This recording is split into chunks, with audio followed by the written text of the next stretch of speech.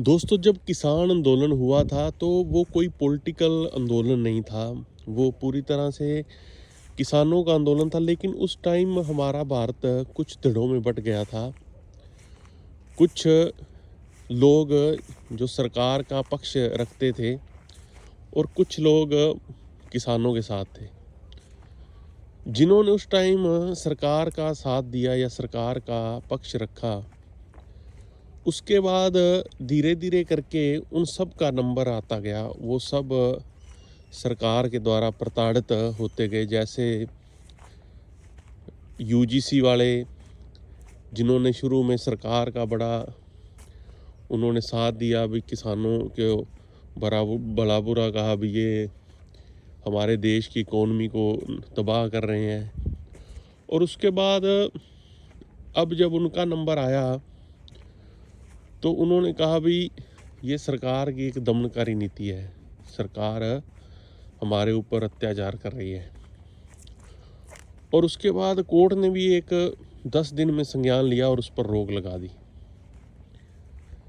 इसमें कोर्ट का भी एक देखा जाए तो एक संदेहपूर्ण या पक्षपातपूर्ण एक निर्णय है, क्योंकि जो कोर्ट किसानों के ऊपर सुनवाई करने के लिए तैयार नहीं था, उसने 5 दिन में एक फैसला दे दिया और उस पर रोक लगा दी। फिर लोग जो दूसरे थे, जो उस टाइम दिल्ली में कई लोगों ने विरोध किया, आसपास भी हमारे घरों के आगे बैठ गए हैं या हमारे बिजनेस बंद हो गए हैं। उसके बाद फिर उनके घरों पर पंजा चला। अभी 2-4 महीने पहले फिर वो रोते गिड़गिड़ाते हुए बाहर निकले कैमरों के सामने, लेकिन उनका कोई भी साथ देने वाला नहीं था। ये एक चीज़ याद रखना दोस्तों, जो अन्याय होता है ना किसी के साथ भी, अगर उस टाइम आपके साथ नहीं हो रहा और आप उसका विरोध नहीं करते, तो जो ये समय की चक्की है, जो समय का जो पहिया है, ये फिर वापस किसी न किसी रूप में दोबारा हर एक पे आता है। उस टाइम फिर आदमी अकेला रह जाता है। उस टाइम फिर आदमी सोचता है कि उस टाइम मैंने उन लोगों का साथ दिया होता तो शायद आज वो हमारे साथ होते। और हर एक जो किसान जो है तबका है, अभी तक सिर्फ एक ऐसी प्रजाति बची है, ये किसान, वो किसी भी धर्म का हो, जो किसी भी सरकार का विरोध कर सकता है। और किसी में हिम्मत नहीं है, सरकार अब चाहे तो उसको चाहे बेघर कर दे, चाहे उसको मारे पीटे। इवन जो जज हैं वो भी अब सरकार के आगे बेबस नज़र आते हैं। जो निर्णय देते थे, जो मतलब लोग कहते थे कि आप एक जज होना बड़ा अपने आप में एक ऐसा पद है जो निर्णय देता है, जो समाज में न्याय देता है, लेकिन उसको भी अब न्याय नहीं मिल रहा। इसके उदाहरण हैं, कई जजों ने तो इस्तीफ़ा दिया, कई जजों ने खुलकर सामने बात भी की। तो मेन जो चीज़ वो ये है कि जब भी अन्याय होता है तो हम मूक दर्शक बन जाते हैं और हम देखते हैं कि क्या हो रहा है अगले के साथ। और हमारे देश में एक और भी बड़ी विडंबना रही है कि हमारे देश में लोग, अगर एक ने किसी चीज़ को बुरा कह दिया,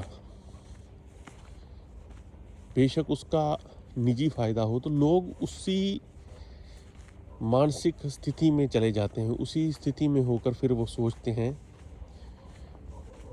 जैसे किसी ने किसी पोस्ट पर नीचे किसी का नारा लगा दिया तो नीचे उसी की जय जयकार होने लगी, और किसी ने अगर किसी की बुराई कर दी तो नीचे वही लोग फिर बुराई के, यानी कि जो स्टेट ऑफ माइंड है वो हम मतलब कि जजमेंटल होके फिर चलते हैं, और ये सबसे ख़तरनाक चीज़ है।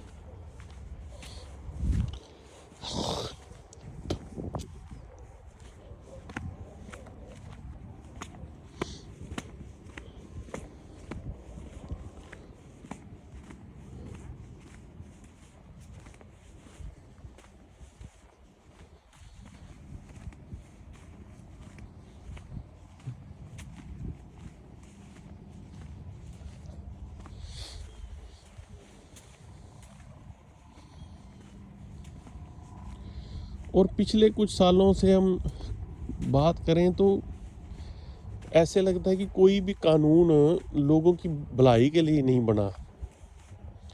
हर एक कानून का विरोध हुआ, हर एक कानून का मतलब कि नकारात्मक जो नेगेटिव चीज़ें थी वो हर एक कानून की ज़्यादा थी बजाय उसके पॉजिटिव के।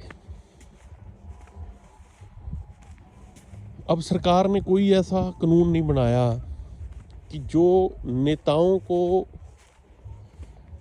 सही कर सके, नेताओं के लिए, कि जो उनके भ्रष्टाचारों को, उनके संपत्ति को लेकर कोई कानून नहीं बनाया। भाई एक ऐसा कानून बनाओ जो बिल्कुल, जो अभी करंट एमएलए एमपी हैं उनकी संपत्ति की जांच होगी और उसके दायरे में सब आएंगे। ऐसा कोई कानून नहीं बनाया जो उनको हर्ट करे। सारे कानून लोगों के, मैं तो कहूँगा कि ये 4-5 महीने में एक ऐसा कानून छोड़ देते हैं कि लोग मतलब कि परेशान हो जाएं, लोग आपस में लड़ें, आपस में भिड़ें, फिर उसके बाद साल एक निकल गया, चलो जी, किसी ने कोई महंगाई, बेरोजगारी, शिक्षा, न्याय, ये इस पर कोई बात ना करे, सब इसी में भिड़े रहें। फिर एक छोड़ दिया, कभी अरावली वाला, कभी एनआरसी, कभी जीएसटी, कभी नोटबंदी, कभी जो अभी यूजीसी, मतलब ऐसी ऐसी चीज़ें जिनकी प्रोडक्टिविटी कुछ ना आए, जिनका कोई मतलब कि किसी का नाम बदल दिया, ऐसे ऐसे कानूनों से कोई देश का फ़ायदा नहीं हुआ।